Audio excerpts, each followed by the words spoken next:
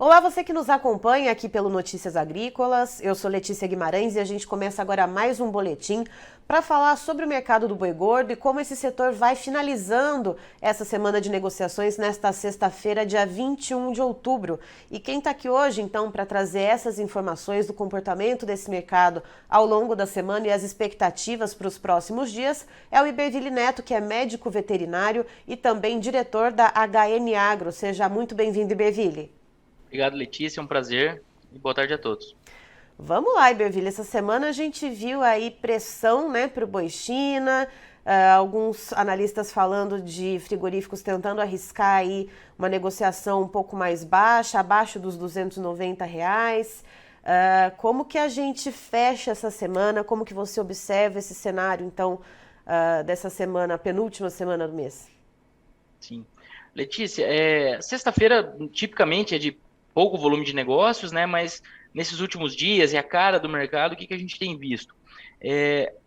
O cenário de pressão de baixa, ele é constante em meses, né? Alguns meses, na verdade, mas ele vinha, vamos dizer, um pouco mais de lado esse mercado. Aí, esses últimos dias a gente sentiu um cenário de uma pressão um pouco maior.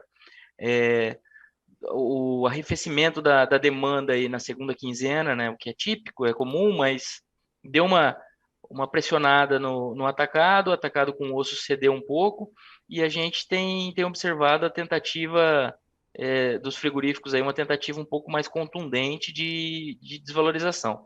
Quando a gente pega o cenário em São Paulo, tem ocorrido ajustes, mas de maneira mais sutil. Então, a gente não está vendo o mercado aceitando essa pressão maior, mas a pressão aumentou um pouco. E em outros estados, quando a gente olha ali, extrapola, né, a nossa cerquinha aqui no estado de São Paulo, o que a gente tem visto, né, nos grandes estados ali produtores, né, nos grandes que concentram frigoríficos, Iberville? É um cenário geral de pressão de baixa, assim, a cara do mercado, ela está meio dessa forma aí, Brasil afora. A gente tem em São Paulo um cenário um pouco menos, vamos dizer, os ajustes um pouco mais sutis, mas de Uhum. maneira geral o mercado ele cedeu um pouco nesses últimos dias, mais de maneira mais contundente do que a lateralização que vinha sendo observada. A gente não está com o mercado aceitando qualquer oferta da indústria, mas ele realmente ele continua pressionado. Tá, né, não tá aceitando também assim, mas tá pendendo um pouquinho ali para queda, né? Isso, E, isso. A cara do mercado ela está um pouco pior aí do que a gente observou na última semana, por exemplo. Esse mercado essa semana ele perdeu um pouco ele se fragilizou um pouco, pensando aí na negociação pecuarista frigorífica. e Iberville, quais são as médias de preços que a gente vê nessa sexta-feira, então, né, para as negociações até esse momento, por enquanto? São Paulo a gente trabalha com alguma coisa em torno de 275 como mínimas, né? Mas o maior volume de negócio ali 280 até 285, 290. Seria talvez o intervalo mais comum, 280 a 285. E parece que houve um encurtamento, né, entre a diferença entre a arroba do boi China e do boi comum aqui para o mercado interno. Em algum momento, a cotação aqui para o boi no mercado interno deve sentir isso com um pouco mais de força, deve espelhar um pouco essa pressão de baixa. Letícia, a gente está entrando na fase do ano, o último trimestre já é a melhor fase, mas o ápice ali de demanda é dezembro, né? Aham. Então a tendência é que o mercado doméstico ele vá ganhando um pouco de espaço e o mercado e as exportações percam um pouco de espaço. Então, esse ajuste ele tende a talvez diminuir aí esse ágio, essa demanda adicional pelo boi China. Mas a gente tem que ponderar também que esse animal, se ele for um animal de confinamento e tiver a idade necessária, ele não é como o animal Europa, que tem toda uma certificação. Se ele for jovem, o frigorífico comprando ele como China ou como boi comum, ele pode mandar para a China, né? Então isso é uma coisa que a gente tem que só fazer a ponderação, porque o mercado dita, e se está sobrando ou se está um cenário confortável para compra de animais de confinamento, que normalmente são mais jovens, é possível que haja essa possibilidade aí de desvio, né? Uhum. Desvio entre aspas, porque partir do momento que o frigorífico comprou isso aí, ele manda para onde ele quiser, né? Mas o pecuarista costuma saber, costuma negociar esse animal se vai para a China ou não. Então é uma coisa aí que tem os dois lados da moeda. Não estou dizendo que isso está acontecendo de maneira generalizada, mas vamos dizer, a demanda por boi China nessa época do ano, ela acaba, a maior parte do gado vindo de confinamento, ele tem uma idade menor. Então isso, a busca por animal China com esse ágio acaba ficando mais tranquila. No primeiro semestre, na época de gado de pastagem, aí a gente já tem aquela questão de maior dificuldade de encontrar esses animais com até 4 dentes. Então são as novilhas, né? E os animais terminados ali de maneira mais intensiva. Agora, na época do confinamento, esse animal é mais comum. E, Beville, por falar em China, né? Uma dúvida que me fica. Quem me acompanha aqui no Notícias Agrícolas sabe que eu falo muito sobre suinocultura. A gente está vendo um cenário lá na China de preços da carne suína, que é a preferida, né, do chinês, disparando. A China liberando lotes, né, dos estoques estatais de carne suína congelada para tentar modular, né, esses preços ali para o consumidor. Planejadores estatais pedindo para que suinocultores liberem mais lotes de animais para abate também nessa tentativa de esfriar os preços. Isso pode, em algum momento também, esbarrar na questão da carne bovina, né, já que a gente sabe que também a China costuma levar boa parte da carne bovina aqui do Brasil? Eu acredito que os preços da carne suína em alta, eles só nos beneficiam, né? Pensando aqui que vestindo a camisa da pecuária de corte, né? Eles acabam só beneficiando o envio de carne para lá. E uma coisa que a gente, quando acompanha os preços da carne suína, nos traz uma confiança de que o consumo de carne bovina na China, ele chegou para ficar e com expectativas de aumento em médio prazo, é justamente a questão da precificação do suíno. Porque alguns meses atrás, ao longo de 2022, nós observamos preços do suíno semelhantes àqueles pré-peste suína africana, iniciada lá em 2018, que gerou esse boom de demanda chinesa.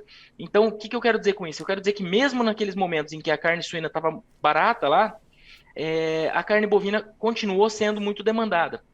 Então, isso aí nos traz uma hipótese, ou vem confirmando talvez essa hipótese até, de que realmente eles pegaram gosto, eles têm incluído a carne bovina aí dentro do seu dia a dia, né?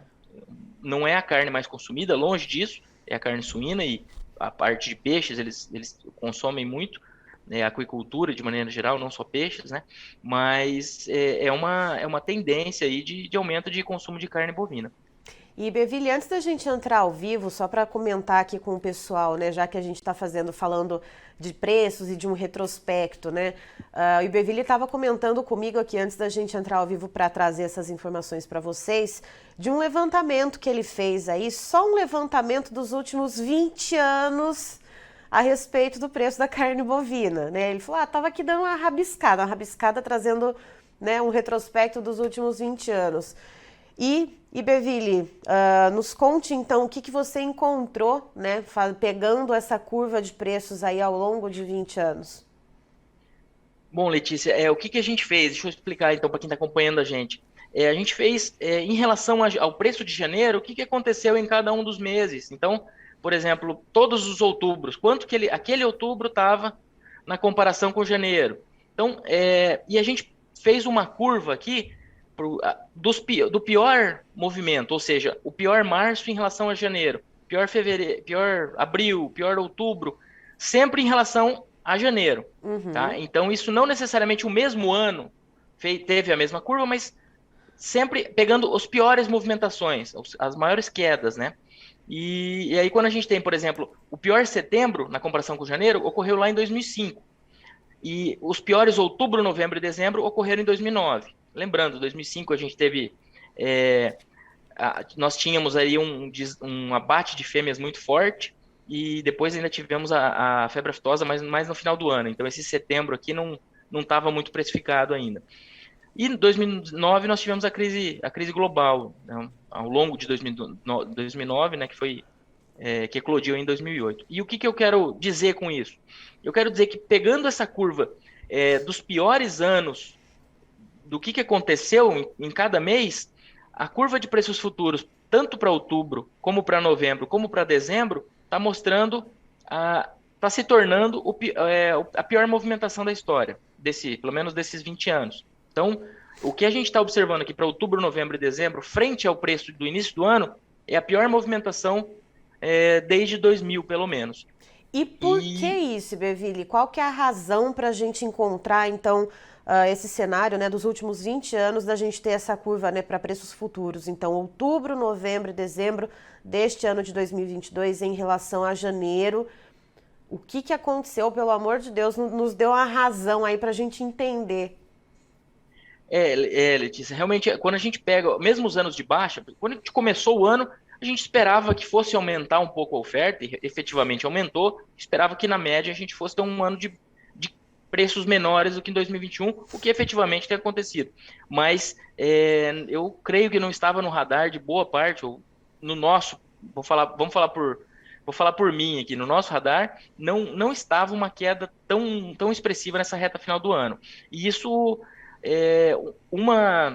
tanto é que foi a pior, né, dos últimos 20 anos. E qual que é a atribuição a que nós atribuímos isso? Principalmente a esse cenário de animais a termo que ocorreu ali de julho em diante. Então, o mercado começou a firmar e depois, julho, agosto, os frigoríficos tinham mais animais a termo e quem não tinha animal negociado com a indústria acabou precisando e aceitando negociações mais distantes. Então, ninguém ficou muito no spot, ou ficaram menos do que na média dos últimos anos.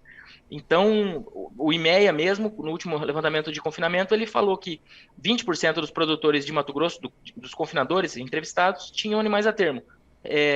Participação que era de 1% em 2021. Então, o ano passado nós tivemos aquela questão com a vaca louca suspensa, vaca louca típica, Brasil é livre, aquela coisa toda, mas houve a suspensão de vendas para a China. E essa suspensão de vendas para a China gerou uma diminuição dos abates. Consequentemente, os pecuaristas que não tinham gado negociado a termo tiveram dificuldade de escalar. Então, algumas vezes o pecuarista trava as cotações na bolsa, o que é uma ótima estratégia também, mas uma das vantagens do termo é essa questão de garantia da escala. E como teve esse susto, essa pancada, na verdade, no ano passado, isso pode ter influenciado e deve ter influenciado a opção por um aumento do uso dessa ferramenta. Então, é um ponto aí que nós deixamos como talvez o principal dessa movimentação atípica. Nós tivemos um aumento de oferta esse ano, em torno de 5% no primeiro semestre. Se a gente for alongando para os meses seguintes e consolidando, esse aumento acaba passando um pouco de 6%, mas ainda é um abate historicamente tímido. Ele foi melhor que 2021, mas 2021 tinha sido o pior dos últimos 10, 11 anos. Então, a oferta não está excessiva, ela está acima do necessário, claro, acima desse nível de demanda que nós temos aqui. Tanto é que os preços têm cedido, mas eu diria que mais do que o volume de gado é essa programação confortável e essa estratégia que pegou aí boa parte dos pecuaristas sem esperarem essa programação. Então, alguns tinham termo e os que não tinham foram alongando e foram aceitando essas negociações com uma antecipação maior do que usualmente acontece. Isso dá conforto para a indústria, que testa preços menores. As indústrias que não têm o termo acabam aproveitando o cenário um pouco mais testado, mais pressionado, e vão junto, e aí a gente tem esse mercado com esse movimento mais atípico aí. Então, a gente não está com um consumo forte, o consumo tem que ser levado em consideração, ele também é um consumo aí com uma economia em recuperação, mas eu diria que talvez, se fosse para elencar um fator, tenha sido essa movimentação de animais a termo.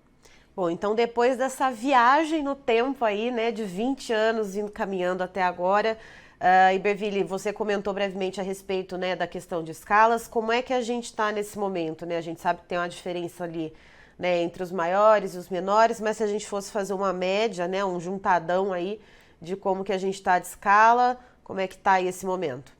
Letícia, eu acho para resumir, assim, em um valor ou intervalo mais curto, a gente estaria falando algo em torno de 6 a 7 dias. Lembrando que tem frigoríficos que já estão com escala ali para primeira semana de novembro fechada, e tem frigoríficos que estão com programações um pouco menores, mas em torno de 6 a 7 dias para a gente ter uma referência. Um pouquinho melhor do que é observado há alguns dias, algumas semanas.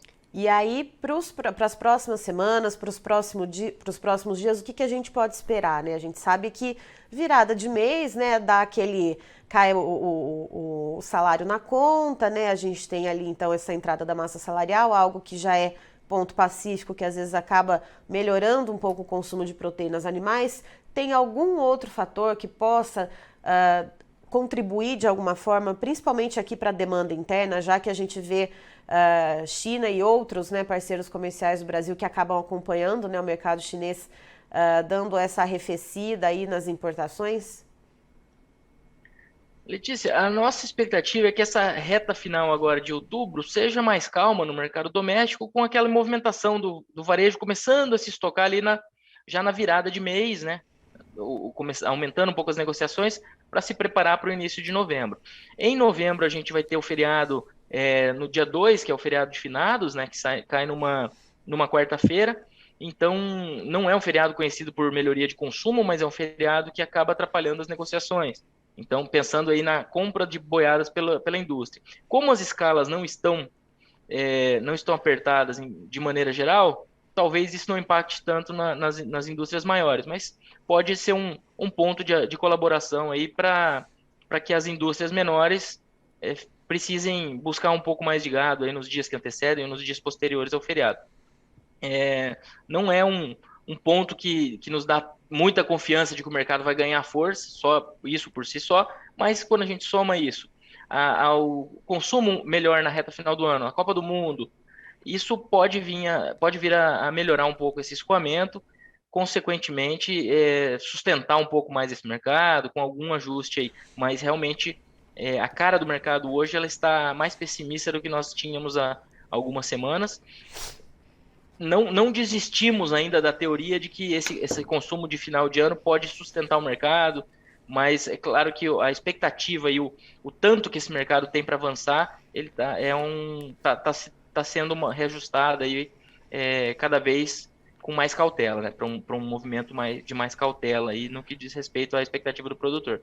Então, não dá para contar com grandes altas na nossa visão com as variáveis que nós temos hoje. Se tiver alguma surpresa, que seja muito bem-vinda, né? O câmbio poderia ser uma surpresa, mas